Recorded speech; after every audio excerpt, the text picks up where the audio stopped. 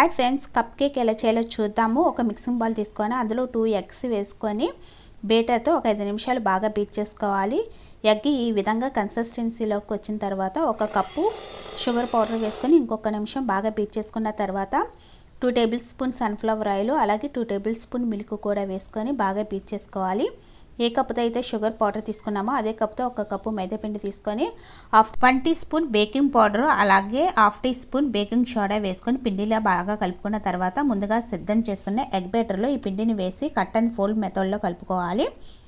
తర్వాత అందులో vanilla essence కూడా వేసుకొని బాగా కలుపుకోవాలి. తర్వాత కప్స్కి ఆయిల్ అప్లై చేసి ముందుగా సిద్ధం చేసుకున్న కేక్ బ్యాటర్ని అందులో వేసుకోవాలి. తర్వాత ఒకసారి ట్యాప్ చేసి దానిపై ట్రూటీ ఫ్రూటీలను వేసుకొని కుక్కర్లో ఒక 20-30 నిమిషాలు మంటను సిమ్లో పెట్టుకొని బేక్ చేసుకోవాలి. అంతే, స్పాంజీ లాంటి cup cake ready. Full video కామెంట్లో పెట్టాను, అలాగే సబ్స్క్రైబ్.